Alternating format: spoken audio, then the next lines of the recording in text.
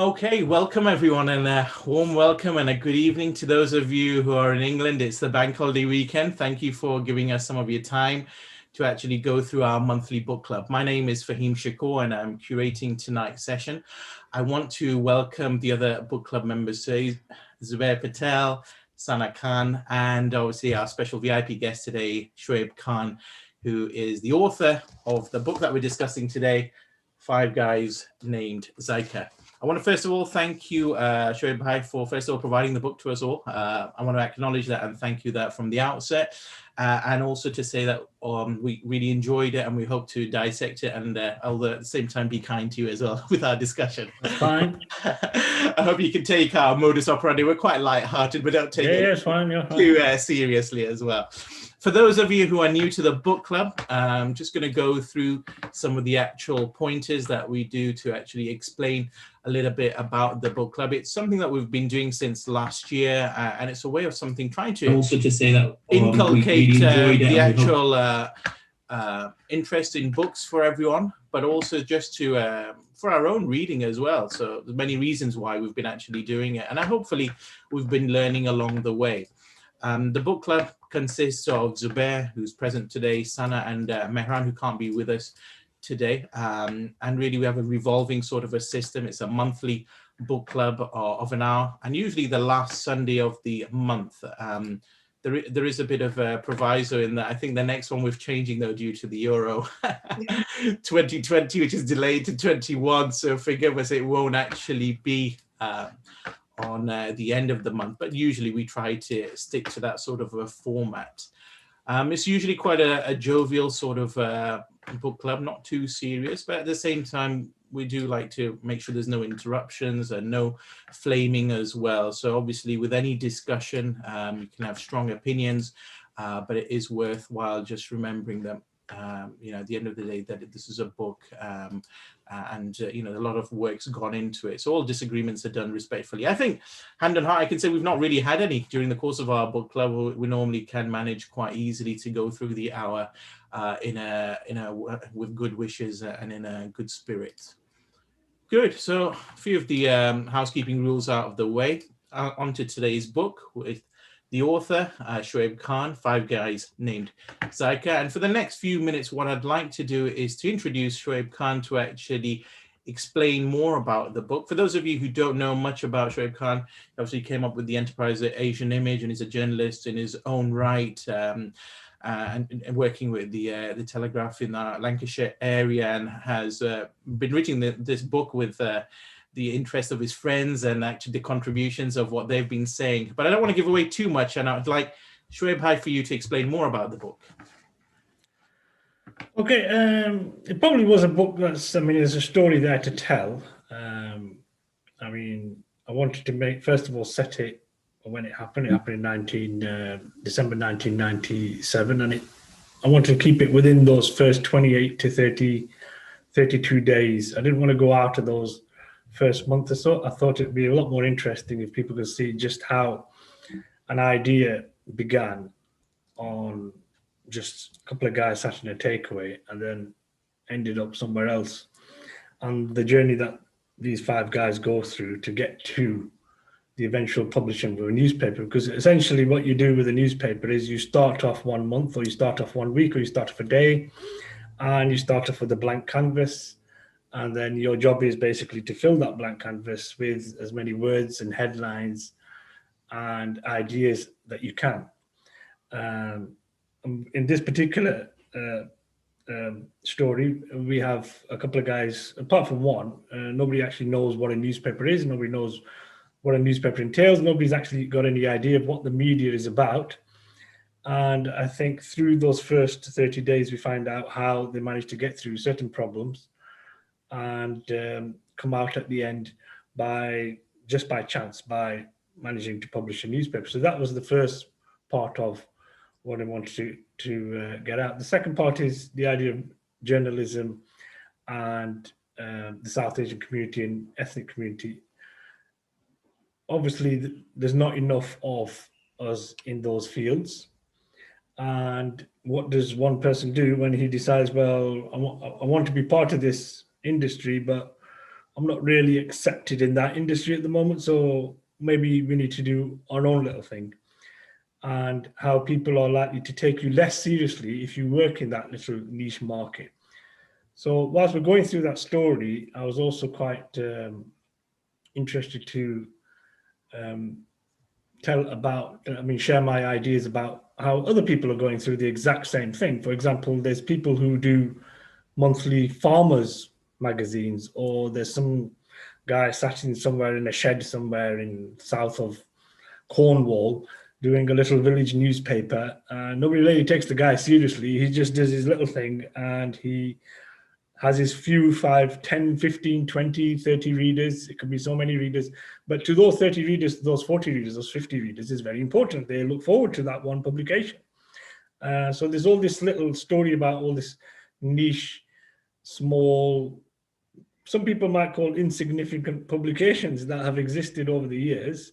And now maybe they've moved on to the internet, but you still have these little newspapers, magazines that are distributed and put through people's doors, or only talk about those certain subjects. So it could be anything from train modeling, or, it could be, it's those little things that I wanted to get across.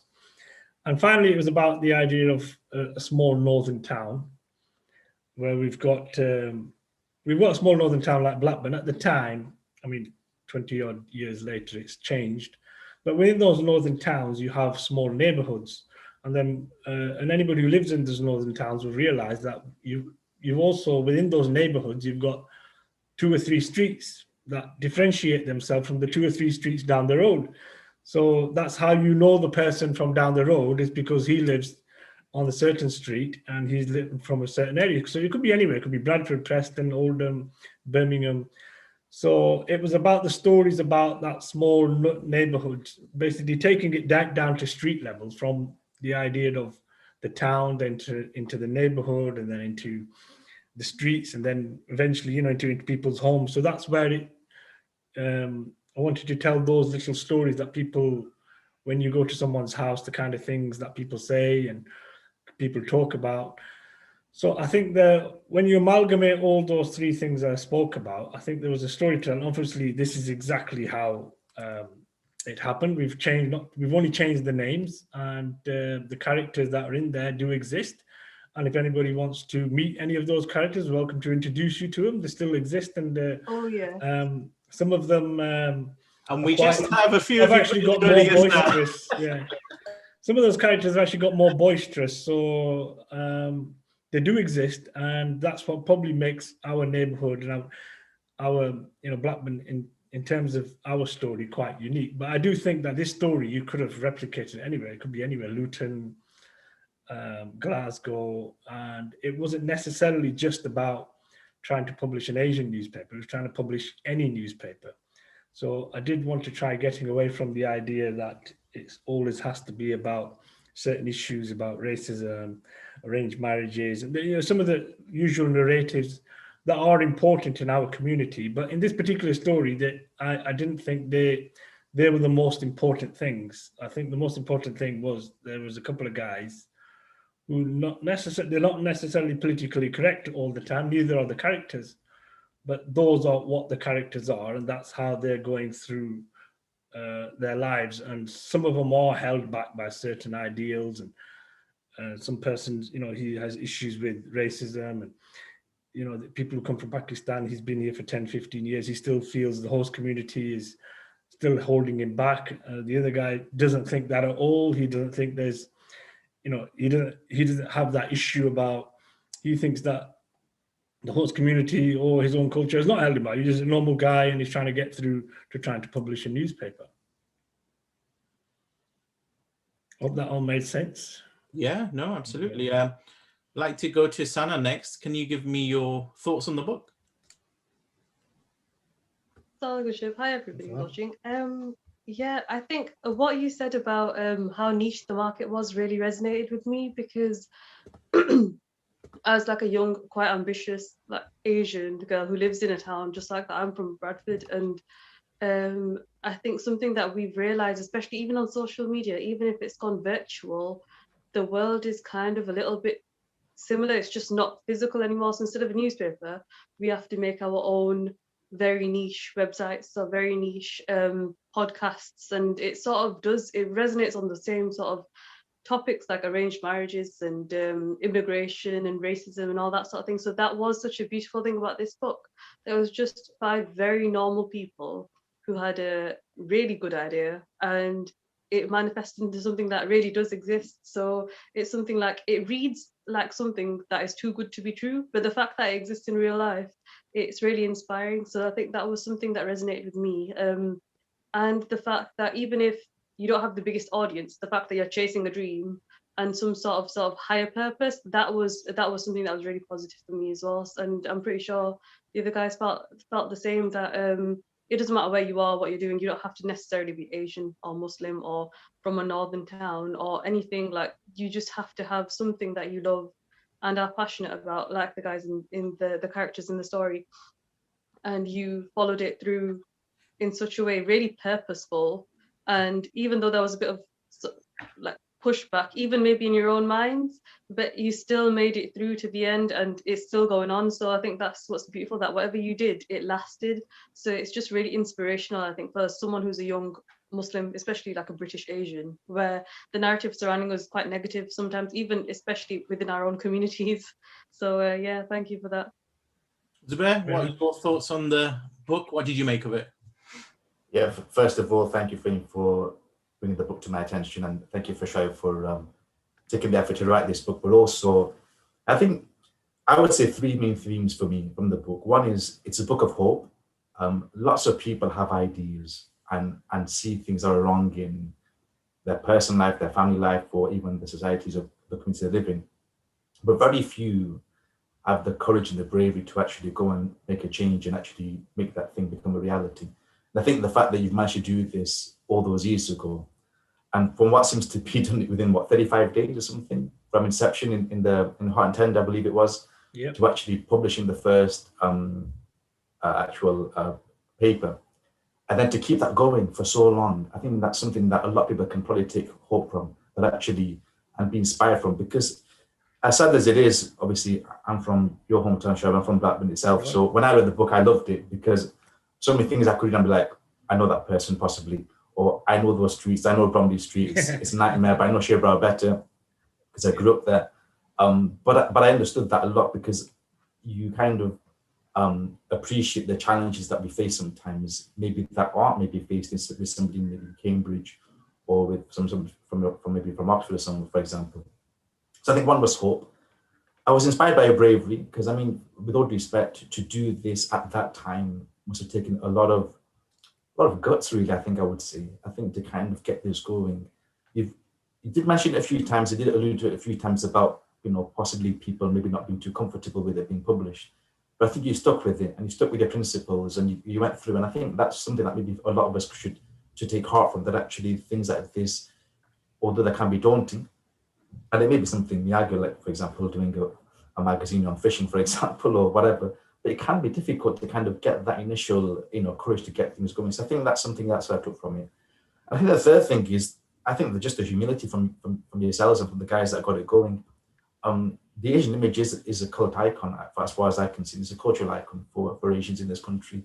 And I was talking to Fame about this book after we'd read it, and I said there will come a time when Asian media will probably flourish in different areas, whether it's television, whether it's podcasting, whether it's something else in the future that comes through on Instagram videos or whatever it might be. But this will always be part of that narrative, this paper. And people will always hark back to actually what was the first paper that came out, and they will always remember the Asian image and your sort of input that you had.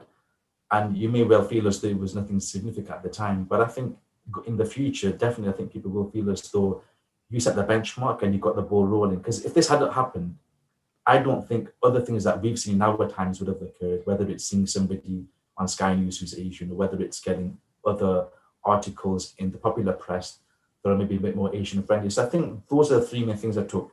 I love the book. I laughed a lot when I read the book. Thank you. I think a lot of the jokes I did get, some of the jokes I probably didn't get, but I enjoyed it. I mean, at times I had to go into the room to read it because I was laughing so much.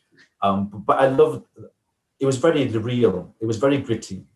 you didn't really hide things a lot. You kind of said things as they were. It was very northern. It was very working class, if I can call it that too. It wasn't very PC whatsoever, which is a breath of fresh air, because I think nowadays things are a bit manicured. People don't always say what they mean, but you're respectful too. You're very polite for a while. You're very respectful of all those individuals that came through that maybe were being a bit generous with the truth, and you kind of give them the time of day and whatnot. So I think for me it was great, and I was just shocked that it was just 35 days. I think I could be wrong, but literally from you guys sitting in that takeaway till the end, that was the whole book. But you crammed in so much information, and you cover so many different areas that are so pertinent, so relevant then, but also now. So for me, it was great to see it, and I'm really glad you wrote the book. So thank you for making the effort to do so. All right, thank you very much. Excellent. Yeah, I think Zubair said a lot of the things I wanted to say, but just to add my 2 pence worth, yeah, thanks, Shuiab. I thought it was really interesting read, and it needed to be written. I think it's one of those books that needed to be written to actually get that story out there of how this Asian newspaper came out. I would say South Asian newspaper, I think, to be perhaps more specific. I know for those of us watching in the USA, Asia can mean China and Eastern Asia and all of these, but really we're referring to the Indian subcontinent, I think. And yeah, I think that's a story that needs to be told. It's near us, you know, for blackburn, obviously, so we relate to it much better.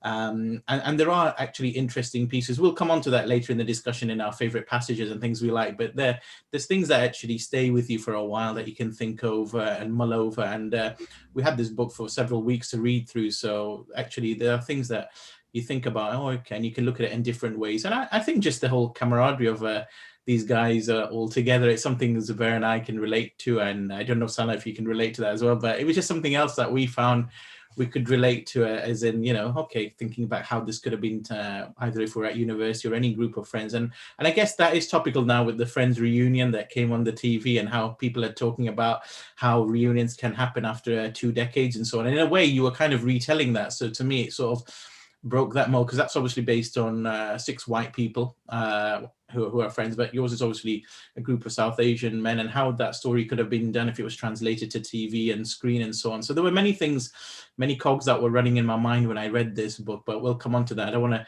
do too many spoiler alerts for people who haven't read the book yet. So I think that's good. We've got a bit of a grounding. Thank you everyone for your thoughts. To give structure, we do like to just run through some of the other things that are noticeable in the book. And I'd like to go back to you, Sana, now, really, I guess, and go with, what do you find the most best part of the book, and perhaps the least not so good part of the book as well, maybe in the same go? I might kill 3 birds with 1 stone. And my favorite sort of quote was, I don't know how PC it is, but I'm going to say it anyway. So it's, you don't haul out the resident paraplegic when you hold a meeting with someone who's visually impaired, do you? They just want to make out they know one of us. It was like that initial meeting where they brought the Asian middleman. And I think that's so important, because it is as if, I don't know how it was, what, 20 years ago, 30 years ago, but I think it still happens now as well, that it was just so obvious that this hadn't changed quite so much, that there was like a token one of us somewhere, and they assumed that we're all related. So it was really entertaining to see that whole meeting, and how it could have just been any of us, whether it was an Asian female or an Asian male, or however old we were. I've had a lot of new jobs, like I've started a lot, I've moved a lot, and wherever you go, they'll point out someone who's like South Asian or... It shouldn't still happen 23 years on, but unfortunately it does. So you're welcome. But yeah, so and I guess it depends where you work as well. Some places they might just be a bit more used to sort of, you know, a more integrated, diverse workplace, but unfortunately it just isn't the case in so many workplaces. And it was just really interesting that you were trying to break into an area that, to be honest, the story should have been told like a couple of decades before, but you guys were brave enough to do it. And I think maybe it's a bit patronizing, but you held it so admirably. Like Zubair said in the introduction, everything that you went through, you did it with so much sort of dignity, and you went through with so much self-respect and so much sort of respect for the community. So when you did achieve what you wanted to achieve in that short amount of time. That's what I liked about it. And I think that was the first of many of these sort of interactions where it went in possibly the worst way you could have imagined. Not very respectful, extremely patronizing, as if you hadn't had like your education and what you thought about. Fair enough, like the guys didn't know what a newspaper was or what it entailed, but everybody's very exposed to the media wherever they are. So you knew what you wanted, and you were very purposeful as well. And I think maybe the South Asian community, we need to give ourselves more credit. Even in the book, I felt that you guys kept sort of putting yourselves down, but then the characters, they still were talking very purposeful. They were using all the right words. If you're an A-level or even a university English student, you'd know that this is sort of the semantic field of journalism that they're already talking about. So it's just a bunch of very intelligent individuals, but you just put down straight away just by what you looked like or what they assumed. So that was my favorite passage, and just the and the biscuit one next. But that was my favorite one. Yeah. Biscuit one was something that's repeated quite a lot over the years. Yeah. And Zubair, how about for you? You mentioned the favorite aspect. I'll be making it more personal because it was just nice to read a book that was written by somebody from our town. I think that's the biggest thing for me. I know maybe for others that might not be a big thing, but if you're from New York, or from London, maybe even Preston or Bradford, you probably got more literary figures than we do. And I think it was great just to have that aspect. It was great for me to read a book that actually had streets that wasn't Fifth Street or wasn't, Threadneedle Street, but just at Cherry Brow or whatever, because I could relate to that very directly. I've walked those streets. I've been there. I've seen the stains on the road and that sort of thing. So that was very real for me, and I could relate a lot more to it. There was so much wisdom in the book too, I think, and we're going to mention favorite quotes, but there were so many different things in there that I thought, actually, that was quite, I've learned some new here today. You had some really good aspects about the whole ideas thing, which I kind of drew on. Because over the years, lots of friends that you speak to, whether it's in the town for other people that you speak to also, they've got lovely and fantastic ideas. Fahim and I and Mehran, we had the idea for the podcast for how many years, Fahim, before they got going. And even now it's sort of been, I know Fahim and Mehran kept the flag going very strongly over the past 2 years or so.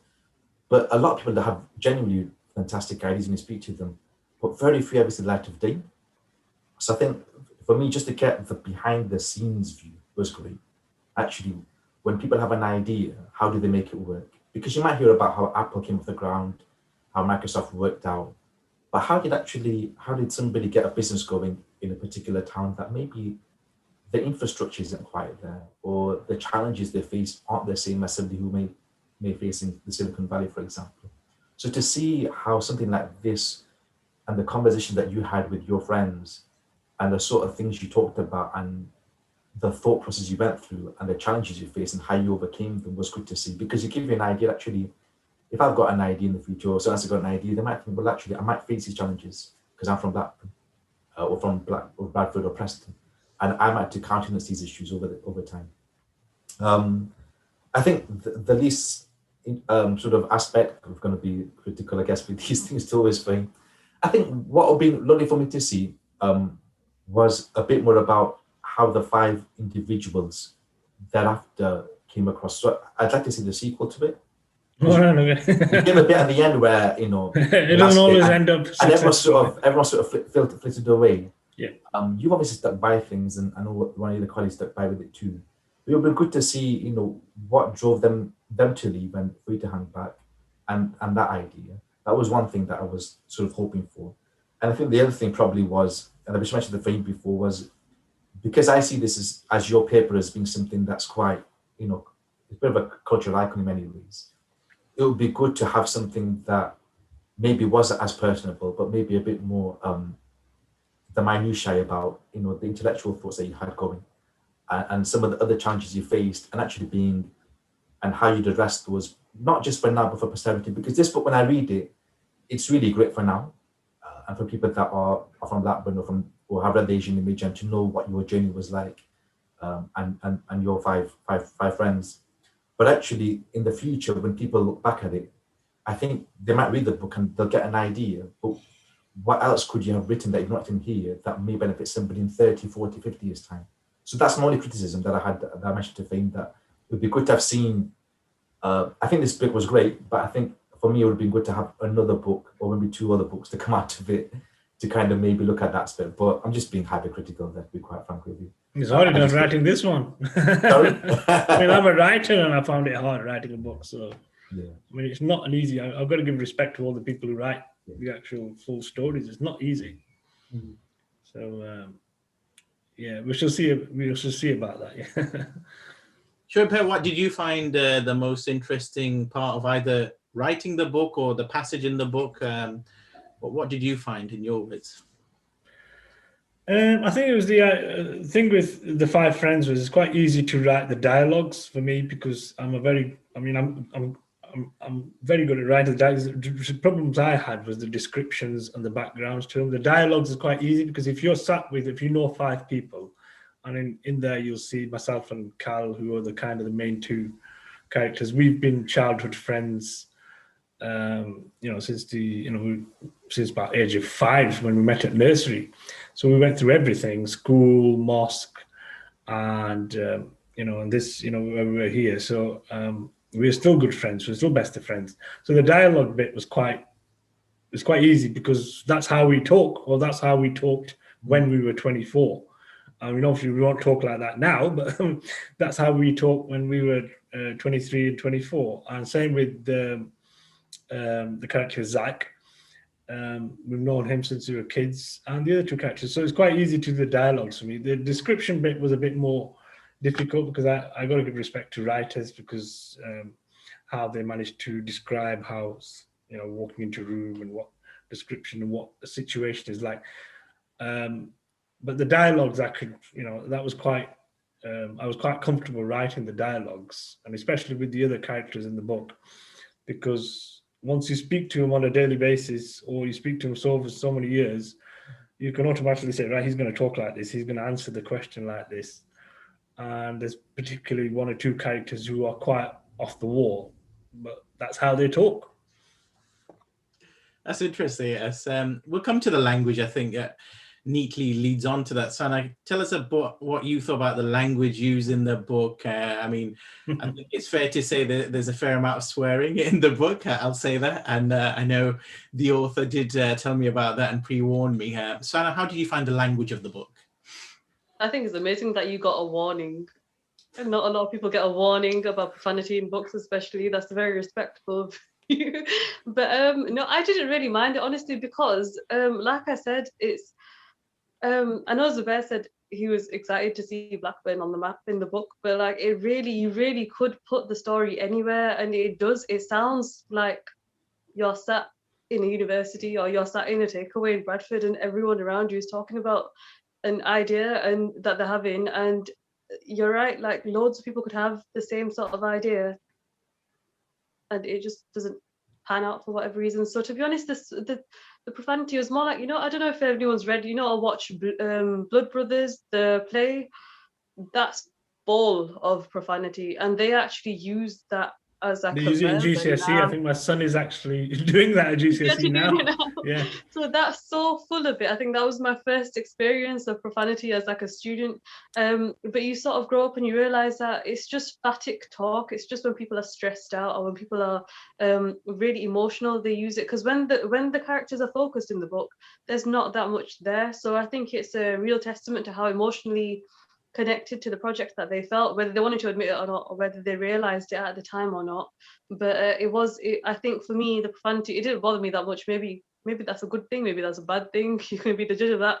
But it didn't bother me because it really did. It connected to, it had like an emotional connotation that when they were really pent up about something or when they felt really strongly, it was sort of like an emphatic device in their speech. I don't know how you guys felt about it. Zubair, your thoughts on the language in the book and what you made of it? Yeah, I was not. I don't think it was anything indifferent to what you would hear in Blackburn normally or any other northern town. It was very, which you mentioned before, it was very authentic, the book. And I think Shuiab did really well in terms of just making it very authentic. Didn't couch his words in the way that he was being disingenuous with the town itself for his own experiences. And that's where the book itself, the way it's written and the language used, if anybody hasn't come across a northern town before and reads the book, they will get a very authentic experience then. It won't be as though they read the book and think something different. So I think it gives you a really good experience, or a really good understanding rather, of what an experience would be like for somebody growing up in a town. Yeah, the language was heavy at times, it was colourful, but that's the way people spoke, and some people still speak that way. And the language is very NPC, but again, the jokes that were made were very NPC. But again, that was a humour in those days, and even now, to some degree, it still exists in certain pockets of the town. So I think it kind of made it very real for me. Excellent. Shuiab, I want to come to you. We've had a question come in, and I'm going to link it into some of the stuff that we were saying, and it's to do with mentors and pioneers in the community. Obviously, the book sort of talks about these issues, and there are some in obviously setting up a newspaper by virtue of doing that as well. But in addition to that, I want to ask you really, the question is, what needs to be done today should individuals want to start something similar now? And really, if you can piggyback onto the concept of pioneers and mentors as a general sort of issue as well to answer that question. In terms of newspaper now, it's very difficult because obviously everything's online. But I think a lot of people now are already doing it. They're setting up the podcast, they set up set their Instagram accounts, and they can run through. Most people are just running things through their Instagram accounts or through Facebook or through Snapchat. I think it's a lot easier now because you've got a worldwide audience. I mean, up until about the year 98, 99, even a bit further, the only way you could get through to people was physically hand them something in their hands. So that's how everything kind of has evolved, from us handing it physically in their hands, like a newspaper or a book or a pamphlet or a magazine, to just getting your phone out and posting what you want, and anybody on the world is going to view it. I mean, if some people may start off and realize, hold on, only so many people are viewing it, but somebody somewhere is viewing it, and they have an audience, and it's free. I mean, that's basically what I would say is, if you've got an idea and you think it's going to be interesting to someone on the planet, it probably will be interesting to somebody on the planet, and people will pick it up. I mean, some people think, oh, I've only got so many people viewing it, and we've got into this idea of so many likes and so many followers and so forth. But a lot of the time, you'll find people are still viewing it somewhere on the planet, and I mean, even with our website, I mean, obviously now it has so many followers and so many views, but sometimes it gets loads of views, sometimes it gets very little views. But there's other websites similar to ours who are exactly the same. They carry on, they start producing content, and it's really good content. And I just tell people, look, if you find it interesting, it's probably more than likely somebody else somewhere on the planet will also find it interesting. Yeah, no, that's a really good point. I mean, I find Asian Image interesting. That's how I came across the book, because it's got really good headlines and quite interesting articles you can read quite quickly in the midst of your day, and it captures your attention. And the content is obviously relevant to me. So absolutely. I want to go into a broader question now, and that's a question that we devise between us, and that's the concept of networking, hierarchy, and respect for elders. There's quite a lot in that, but really I want to get, Sana, your thoughts on this first of all. This is explored in the book in quite a lot of detail in several chapters, all of these sort of concepts. Can you put them together and tell us what you made of it? Yeah, absolutely. So something I respected about the characters, especially in the book, is that they took a middle path for everything. So they didn't go extreme in networking, in that they didn't advertise everywhere straight away, and they respected the hierarchy in terms of, they went to the elders, and they went to the people who were respected and the people who had some sort of influence, because there's a wisdom in understanding the kinds of people that make up a population and make up a community, and I think they displayed that really well. What was the third one, Fahim? Hierarchy. Yeah, hierarchy and networking, respect for elders. That's the one, respect for elders. But I guess it ties in, sort of thing, because there's a very distinct barrier, I think, when the characters in the book, when they meet the elders, you know, the way they are spoken to and the way they speak to them, if they do even have the courage to speak to them, it's really distinct. And I think in the real world, it does still translate. Like if I wanted to start something that included all of my community, I would probably go to someone who owns, I don't know, some shop that everybody in the community goes to, and that's how you get the reach, because it doesn't matter. I think somewhere in the book it talks about how sorry, some of the elders don't have the cleanest slates in the past and stuff, but they're still respected. I think that's quite an accepted view even today, like 23 years later. So it's really interesting to see how that fits in our sort of societies now too. I'm sorry, I'm just gonna have a coughing fit. I'm all right. Are you okay? Do you want to get a glass of water? I can come back. No, it's all right. I think I just breathed something. So that was something that I found really interesting in terms of the hierarchy and the networking and the respect for elders. They didn't flout all of the mechanisms of society that helps build that society up. So they didn't go into the local uncle who everybody respects and just demanded money or told him why he was on the wrong path, whether they agreed with him or not, because sometimes they did really ardently disagree with somebody, but they still showed the respect, and then they did what they had to do.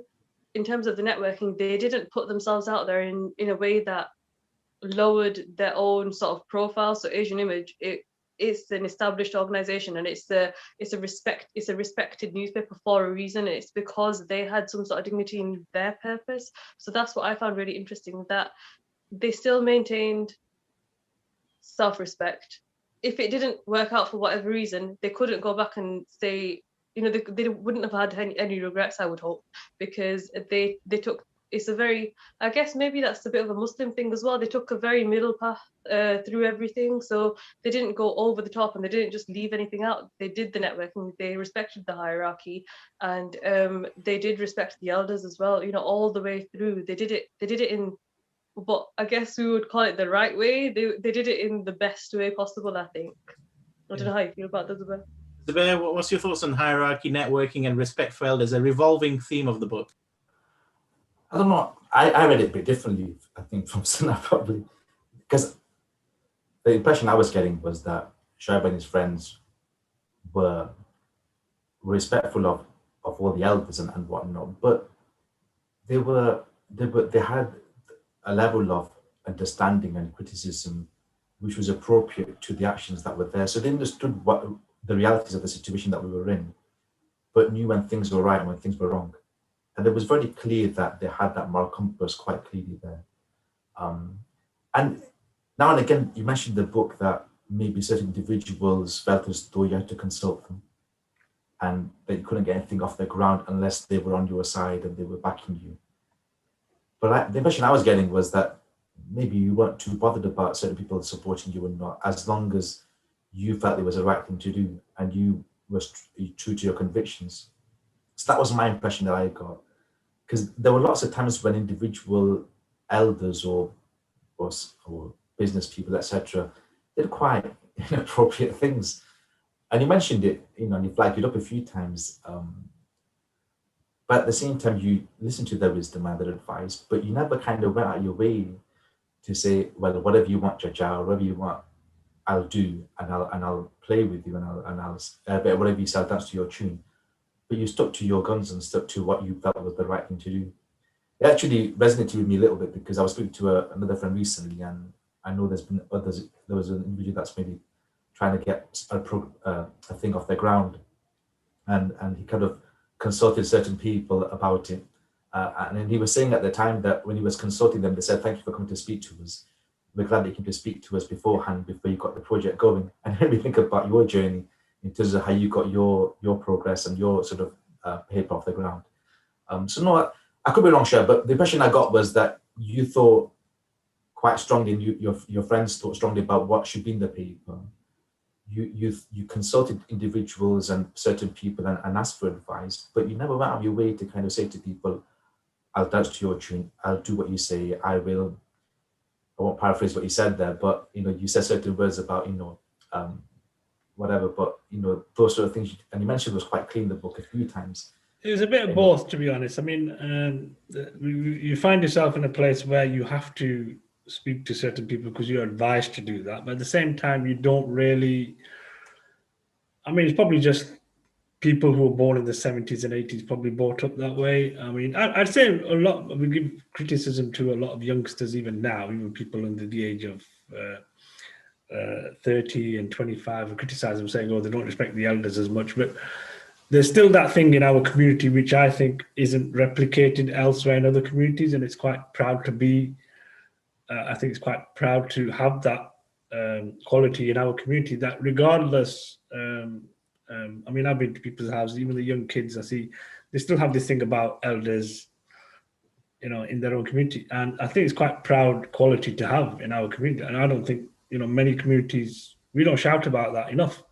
We are still quite regimented in our approach to how, if you come into a room and somebody there who's a cousin who's come to the house and is slightly older, you might not like the guy, or the guy might say something completely stupid or off the wall, but you will still have that kind of dignity to say, you're going to have that respect for that person.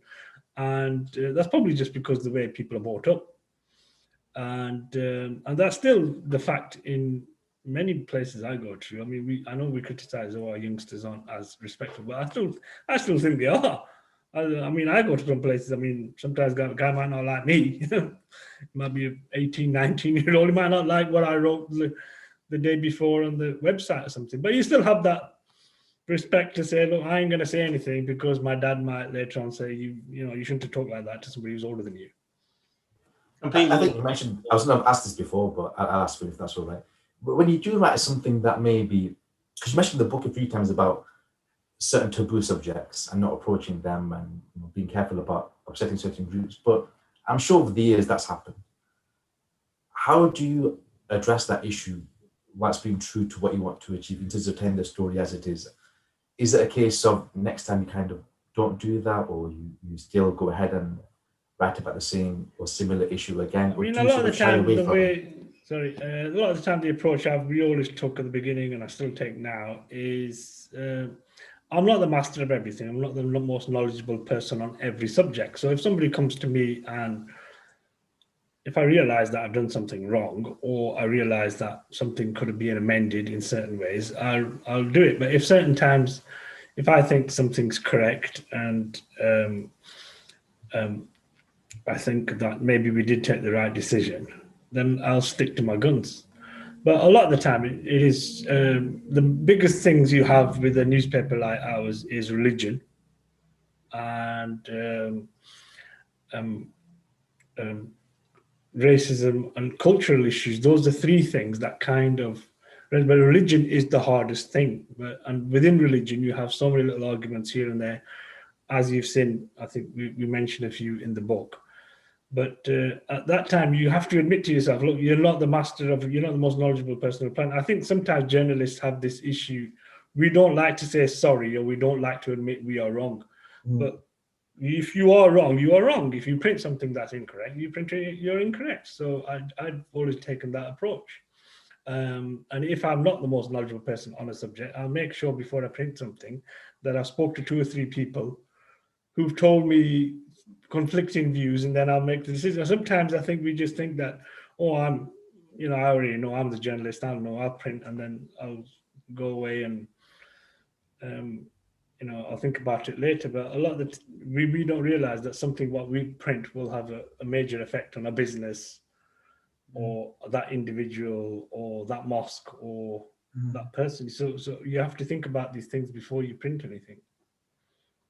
Yeah, I think that's a really important point. This concept of self-censoring, knowing what to do. Probably the defamation laws in Britain as well probably contribute as well, and libel lawsuits and things about doing that. But yeah, that's one of the things with the prints I often notice is that corrections can seem a bit smaller than the actual thing. Yeah. And I don't know, it's always been a grievance of mine with the media. I'm not putting that at your doorstep. No, it's true. I mean, you put the story on the front page, but the correction will always go on page 7. Because we are so proud that we think that we don't want the reader to know that we were wrong. But we are wrong sometimes. We have to put our hands up. That's why write so many stories now for other regional newspapers and columns and so forth. It must be I make that impossible. point. I do make that point whenever I speak to anyone. So, look, if you're wrong, I mean, you need to. If you did a front page on someone and that guy was innocent, you better do a front page again next time round. Good. I know we've got a lot more to cover, so let's get on to some more points. Sana, I want you to touch on what Shuiab said, and he put some interesting points. Religion, racism, cultural issues. What are your thoughts, Sana, on this sort of things? It's a big part of the book. You know, touch on whichever bits you feel comfortable about. Okay, so what I'm really interested in is how did you accommodate for, because I'm just going to assume that Blackburn is the same as where I've grown up, which is, it's like a melting pot of, we all look brown, but everybody has completely different religious views, and your next door neighbor could completely disagree with, I don't know, some sort of religious practice, cultural practice, whatever. And it's not just Pakistanis, it's like Bengalis and people from all sorts of places, Indian Muslims, and India is huge itself. So how did you accommodate for, or did you want to accommodate so early in the beginning, and did it sort of evolve in accommodating for the audiences that's so diverse? How did you sort of, did you have to read up on things in terms of different religions, or did you just sort of go in, find an expert and write about it? And if so, how did the religious clashes, the cultural clashes in the communities around you, did you see them changing over the time? Because that's what that's a good point. I mean, that's changed dramatically over the last 23 years, 24 years now, even at the time. But if you're in your early 20s, what you try to do is, and if you don't really know about these things, you kind of just try to just go straight down the middle and print what the fact is, because that way nobody complain. Nobody can come ring up and say, look, you know, why we printed this angle to this story or that angle to the story. So that's how we kind of started off doing it. But as you get older, you tend to get more knowledge and more contacts and more people you speak to, and you tend to have more of people kind of respect you more. Because at the beginning, if you're in your 20s and you're printing a newspaper, nobody really, who's going to respect a guy walking around in jeans and so forth? And you know, nobody respected you. That was the main thing. For the first year or so, nobody respected us because they just thought it's a couple of guys. Why, you know, that's where the character of the title of the book, obviously I'm not going to give the reason of the book away, I mean the title of the book away. That's where the title of the book comes from, is because in your 20s nobody respects you, so you have to find a way to get people to respect you even more. And that's where that came from, and that's the only way then people start thinking, hold on, these guys are not just a couple of 20-year-olds, like I said in the book, fly-by-night guys who are going to, you know, even though we do know what we are, we don't want other people to know that. So as soon as you have a barrier in between you, then people automatically start thinking, hold on, yeah, these guys are, you know, pretty big. These guys are so-and-so. So then that was the hardest thing to get over, especially in newspaper. You have to have some sort of respect from people, otherwise nobody's going to take you seriously. Yeah, that makes sense. Thank you. Zubair, any thoughts on religion, racism, cultural references in the book, or cultural practices? It's a minefield, isn't it? And I think you've managed it in a masterful manner, really, I think, over the years, and even the book itself, because you're very aware of it quite clearly from what you've written in the book, and you've mentioned one or two conversations that you had with certain individuals. But I thought what I loved about it was from the off, you were sort of, actually it's for everybody, whether it's whatever faith they're from, whatever culture background they're from, as long as they have their sort of Asian targets for them, but also you wanted to be there for others that maybe weren't Asian as well within the wider community. So I think that was quite a brave, I thought, from the off to kind of have that position, because it would be very easy if we just said, you know what, I'll just stick to one particular cultural background, one particular religious sect, and move it from there, and it would have been easy for you.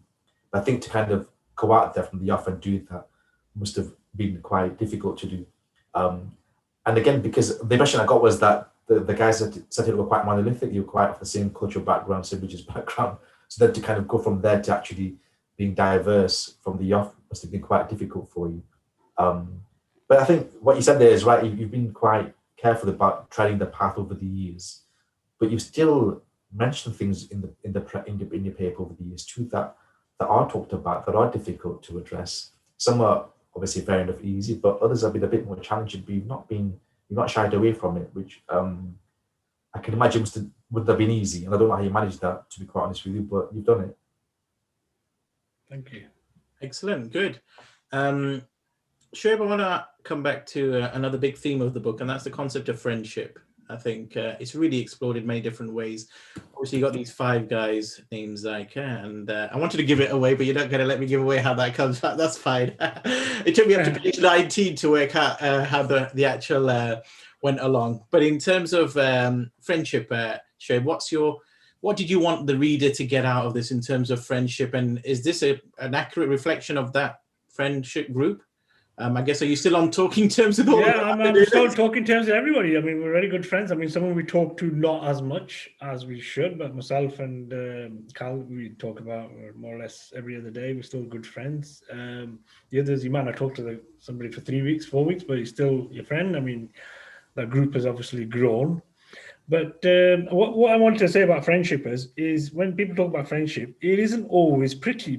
Friendships are not pretty. Friendships are not easy. I mean, a lot of this I used to get off my own sisters when they used to talk between one another, or they used to talk to their other friends.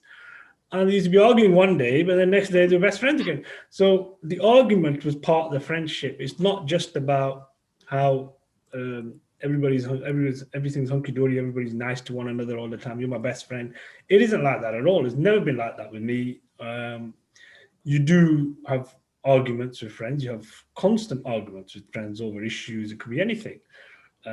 So I think that was the main thing that I wanted to get across, because I grew up on watching. I mean, we didn't have internet, so we just watch movies or this is the buddy movies is the ones that I grew up on, because when I was growing up, my dad used to put on cowboy movies a lot for some reason, and buddy gangster movies from the black and white ones. So that was the only thing we ended up watching. So and I always realized that there's a friendship and the characters in there. They're not. They might be best friends, but they're not very good friends for each other. I mean, they play off one another, but it isn't all pretty all the time, and it can get quite ugly sometimes, as you see in the book sometimes. Sana, what was your feeling about how friendships explored in the book, these group of men, I guess, coming at that angle as well? What, you want me to come at it from the female perspective? Yeah, exactly. I think what Shuaib said is really interesting, that it's not pretty, and I think maybe it is the Bollywood aspect that we see growing up, that everything's rainbows and sunshine between friends, no matter whether they're female or male. And I think the friendships between girls and guys, they're quite different. Like the way I speak to my friends is completely different to the way my brother speaks to his. Yeah. I don't think I could get away with the way we speak to each other, the way they speak to each other. But yeah, I think the concept of friendship in this book was really enlightening, in that it is literally a time in your life where your friends are like your family. They know each other to a very, very deep level, and they understand what they can. It's like they can even predict what they're going to say, but they're just sort of acting out whatever conversations are happening in their head. It doesn't contradict whatever's happening in their real life. So that was what was interesting, that they drew on the negatives and the positives from each other. And no matter how negative or positive anybody was, whether they were overly ambitious or completely pessimistic, everyone was included. And I think that was the beautiful thing about it. And I think that's probably a really good message for the female persuasion, in that it's really easy to sort of think that you have to do things yourself, especially in I guess it's the social media and before that, Bollywood type thing, where, the men are always friendly with each other and they've got a bunch of guys who are always eating and chilling, but the women tend to end up doing things on their own, like a lone survivor, but you don't have to do it like that. So maybe if there were 5 girls named Zaika, something similar could happen, but it would be like, the sequel would be this book, because it'd take like 10 years maybe trying to understand how to have that sort of friendship, because we're just taught completely differently. And I think that was what was interesting in, the contrast was so different, that I just saw them. To someone like me, it looks like they're just fighting all the time, but growing up with brothers and cousins, I understand that that's just how they communicate and they love each other very much. So I wouldn't speak like that to my friends. Like we are very like explicitly very loving and express our emotions all the time.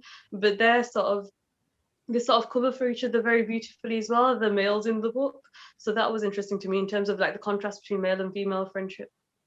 Zubair, what about for you? Concept of friendship? Do you meet up in chicken shops regularly with your friends, or do you have other places that you congregate in? Yeah, well, not anymore, unfortunately. But it's still a thing, though, isn't it? I mean, in those days you'd be Hajj or K2 or whatever. You kind of catch with your friends or whatnot, and even to this day, the staple thing for lads in the town is to go out for a meal. They might go to Manchester or whatnot, but that's what they do. They don't tend to do other things. They won't go to play golf together, for argument's sake. But although things are changing, people do socialize differently, maybe from what they did back in the 90s. But I think it's quite clear that this book is a lot about it is about friendship. Quite clearly, this book, if with all respect, for one individual was doing something, it wouldn't have happened. But I think the fact that you had 5 really good friends who understood each other at a very deep level, but would they challenge each other to and be disrespectful in their challenging? You didn't kind of couch your words with each other. You just said things as you felt, and each of you sort of were comfortable with that. Probably a guy thing, I guess, as well, because others maybe don't do that. And again, very much a northern thing too, because I've been, when you meet friends from other parts of the country, they don't do that. They're kind of a bit more cautious about how they talk, and maybe if they're a bit more sort of differently inclined, they may not talk in that manner because they might find it sort of too heavy. But being able to talk in that way, being very much this is who I am, and opening your heart to somebody like that made, I think, the paper work, because you were able to do that. I think if you didn't do that, I don't think this would have worked out. I think if we just, I think that's a good idea, maybe we should do it differently, how we do nowadays, I don't think that would work. But it was just a case of, that's rubbish, don't do that. But that's, you've been thick there. And that's the thing. It was very clear how the language that was being used between all of you helped with the paper, because the paper itself talks to people in ways they understand. The paper itself, when you read it, anybody can understand it. It talks to you very in a very pally sort of way, very friendly sort of way. And I mean, we're not talking about paper itself, but we all, I mean, I don't know about you, Finn, but we always read the last bit, the Massey columns have always been a staple. Even now, me and the wife will talk about them whenever it comes out. We'll have a little laugh and giggle about it, and we'll talk about that. Can't seriously be true, but they're all true stories, I'm sure. But that's another matter. How true they are, I'm not going to say anything there. But no, I'm not imaginative. I'm not that imaginative to make anything up like that. No, but I'm not that good. But I love the fact that there was a girl that who's actually you mentioned the book girl. I don't know who she is, and I have no idea, and I don't know whether she still does it. But it was great that how it came about, because that Dear Massey, Dear Noreen thing that became Dear Massey thing is a thing that everybody can relate to. Everybody reads that, everybody will glance at that when they read the paper. They may not read anything else, the sports section or whatever section, but they would always read that bit. I think one of the most important things was, I think for us, was the most intelligent character in the book actually is Massey. If you think about it, the rest of them are all going one way and the other way and this way and that way. So I think that was, we didn't do it on purpose actually, but it's just one of those things. I mean, I think I always found out when I was reading certain kind of male buddy kind of books or watching movies, the female character tended not to be, not there for that purpose. So, I mean, in those particular 2 chapters, the character walks in, you realize, hold on, she's far more intelligent than I am, but I have to pretend to be more intelligent because my male ego requires me to be more intelligent than the woman. Yeah. So that's where that, and I'd see that so many places where I'd go in, where I'd think, well, hold on, this guy is not more intelligent than the woman, but his male ego won't let go, and he has to be more intelligent. Absolutely. Time is getting the better of us, so I want to just wrap up with final thoughts and then let Zubair introduce the next book that we're doing. Shuiab, can I come to you? Your final thoughts on the book, learning points, and just really, if you were to do it again, what would you do differently?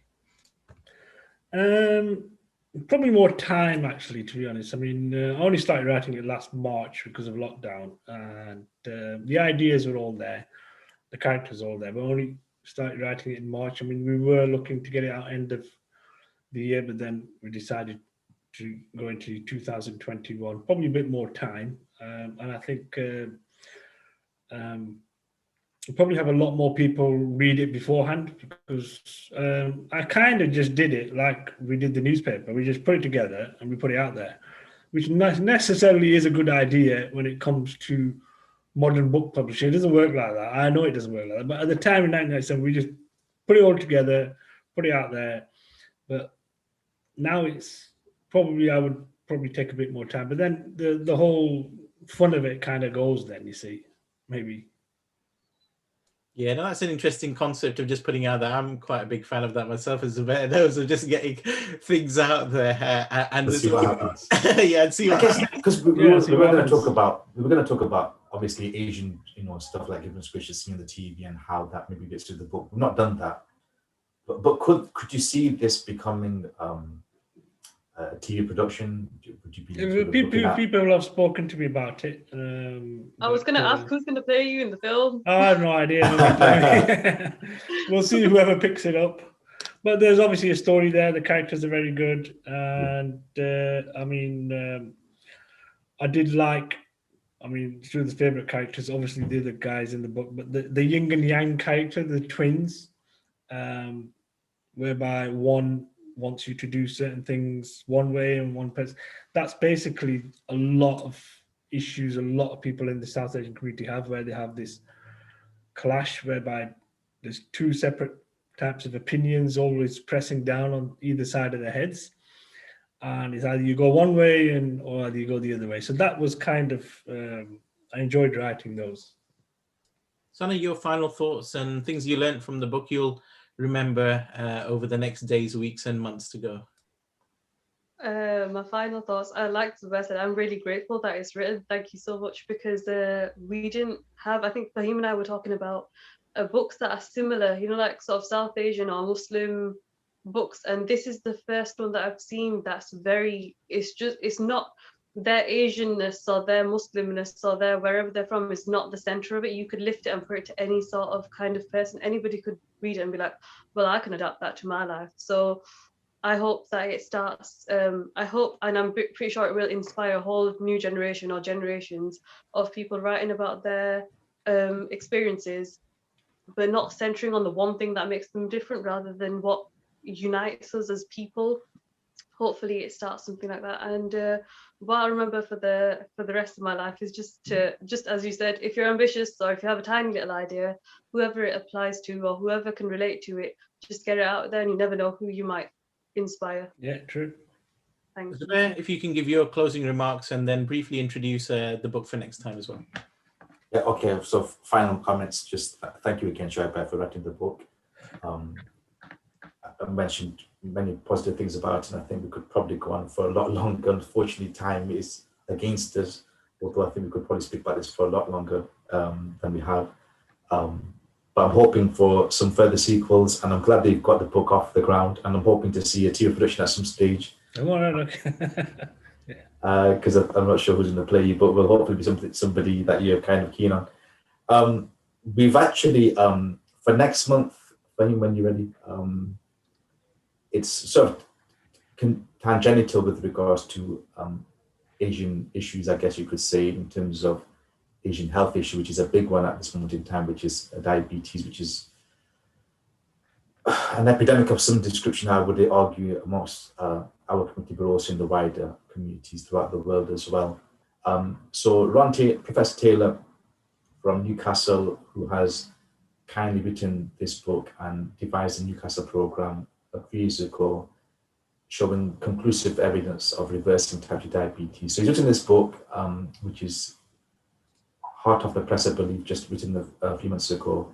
And it's a case of looking at how to reverse diabetes. So it's quite a topical thing. I think affects a lot of individuals. So hopefully it'll be good to kind of cover for next month. And I think Fame's already got the book, so well done, Fame. I've not got my copy yet, but hopefully we'll get through to it. I know next month we're doing it a bit different purely because of the football. I think England might be playing on a Sunday when we normally be doing the actual program. So I think that'd be a bit unfair. So we're doing it the week after, which is on the 4th of July, I believe. Good. I just want to thank again and put on record, thank you, Shuiab, for writing the book, spending your time with us on a Sunday evening, and I hope you didn't mind our opinions too much. Oh no, thanks for your kind comments. To be honest, I was welcome any criticism, like I said. But it was good to hear praise, and it was good to hear you guys enjoyed and kind of, you maybe you relate to some of the characters. You probably see them whenever you go out shopping or anywhere, wherever you go to a meeting, as we come out of lockdown. So yeah, thanks for having me on.